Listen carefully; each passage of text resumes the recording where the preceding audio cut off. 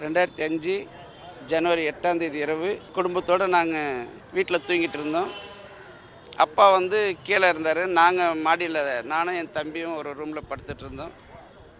இரவு சுமார் 2 மணி அளவில் 2 குழுக்களாக பிரிந்து அவர்கள் மாடியில் ஒரு டீமும் கீழே ஒரு டீமும் கிரவுண்ட் ஃப்ளோரில் ஒரு டீமும் வந்து மெயின் கதவை வந்து உடைக்கிறாங்க. உடைச்சி மாடியில் இருக்கிற டீம் முதல்ல உடச்சிக்கிட்டு என் ரூம் ஃபஸ்ட் இருந்தது எங்கள் வெளியில் தாப்பால் போட்டுட்டு தம்பி ரூமை போய் உடைச்சிட்டு தம்பியை மேசிவ் அட்டாக் பண்ணி தம்பி மிஸ்ஸஸையும் அட்டாக் பண்ணிவிட்டு அந்த ரூமில் உள்ள பொருட்கள்லாம் கொள்ளையடிச்சிருக்காங்க. இந்த சத்தத்தை கேட்டு அப்பா வெளியே வரும்போது மெயின் கதவும் உடச்சிக்கிட்டு அவங்க உள்ளே போகும்போது அப்பா வெளியே வர்றாரு. வந்த உடனே அவரை வந்து ஃபயர் பண்ணிடுறாங்க. ஸோ அவர் அங்கேயே ஸ்பாட்லேயே இறந்துடுறாரு. அதன் பிறகு கீழே வந்து அப்பா ரூம்லாம் கொள்ளையடிச்சு அம்மாவுடைய போட்டுட்டு இருந்த தாலி செயின்லேருந்து எல்லாமே எடுத்துகிட்டு அவங்க பாட்டு இது பண்ணாங்க. இதுக்குள்ளே நான் வந்து ஜன்னல் கதவு வழியாக எதிரில் உள்ள ஊர் மக்கள் வந்து உதவி கேட்கும்போது அவங்கெல்லாம் திரண்டு வர்றதுக்குள்ளார இவங்க வந்து ஆட்கள்லாம் வந்துட்டாங்கன்னு ஒன்று அவங்க எஸ்கேப் ஆகி வெளியே போயிட்டாங்க.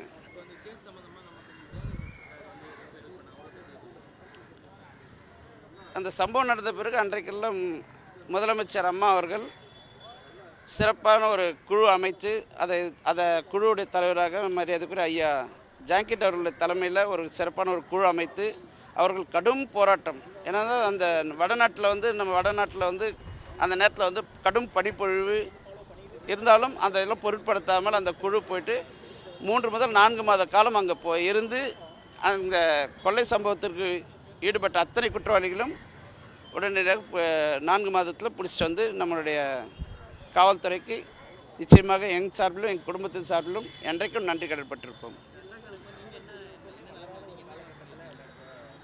நான் அப்போ வந்து சம்பவம் நடக்கும்போது நான் விவசாயம் தான் பண்ணிகிட்டு இருந்தேன். அதுக்கப்புறம் அப்பா வந்து சட்டமன்ற உறுப்பினராக கும்மிடிப்பூண்டி சட்டமன்ற உறுப்பினராக இருந்தார். அதன் பிறகு அம்மா வந்து அந்த வாய்ப்பை வந்து எனக்கு கொடுத்து இன்றைக்கி 3 முறை என்னை சட்டமன்ற உறுப்பினராக கும்மிடிப்பூண்டி தொகுதிக்கு 3 முறை சட்டமன்ற உறுப்பினராக இருந்திருக்கேன். இன்றைக்கி